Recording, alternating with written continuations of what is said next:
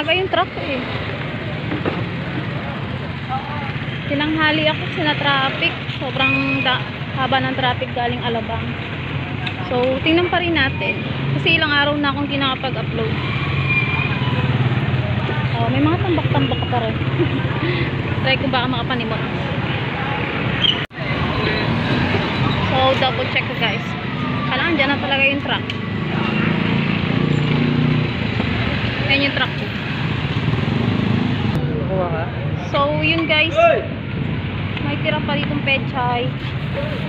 Ayan. Try natin kuhanin. Kuhanin mo na lang kaya. Ayan. Kuhanin na lang namin. Tara na. So, yun. Kinuha namin yung pechay guys. Mahal kasi ng gulay ngayon.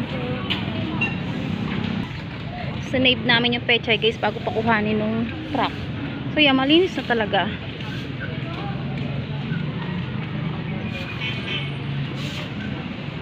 Sayang, tinanghali ako eh. Yun, anyways, nakakuha naman tayo ng pechay. Tingnan ko to, may tumpok-tumpok pa dito eh. So, baka pwede pa to. Ayan, ang daming Baguio beans. Ang init. Oh, kuha ka. Check namin kung may Baguio beans pa. Sobrang init. Parang hindi na siya pwede. Wag na, hindi na yan pwede. Hindi na po pwede guys, malambot na. So yan, bali update na lang sa palengke ng Pinyan. Ang aga nilang nagsara ngayon. So dito may natira pa. Check natin.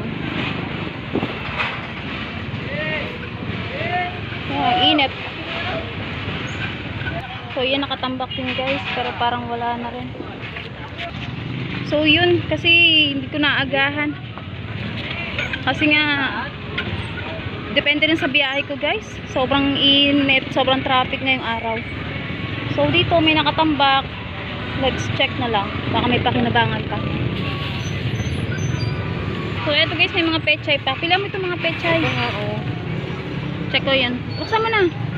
Tingnan mo kung baka pwede pa. Huwag mo sirain. Tingnan lang natin kung pwede pa yung papaya. So pwede pa yan. Pilihan mo lang. So, maraming papaya guys. Check ko nga dito. Pipino kaya malambot na. Malambot na yung pipino guys.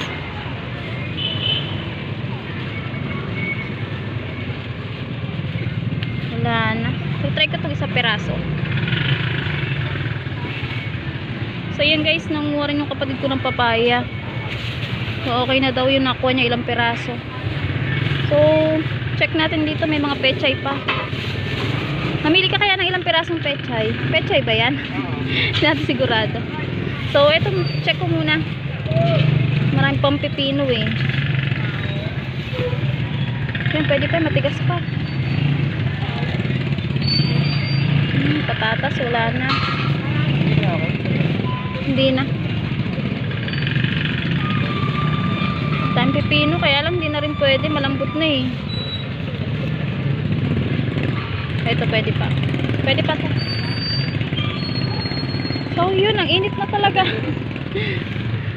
At di na po pwede. Meron dito ng palaya, kaya lang malambot na rin. So wala na rin guys. So yun lang guys. Medyo tanghali na talaga. So yan, nililinis na. Pero at least may nakuha tayong kahit konting gulay lang. So yan, uuwi na kami guys ng kapatid ko. So yun guys, may nakuha kaming, ano nga ito? Yung melon. So pipilian na lang sa bahay kung ano pa yung mga pwedeng pakinabangan. So yan yung mga nakuha namin ngayong araw guys. Papaya, pechay, tsaka ano, melon.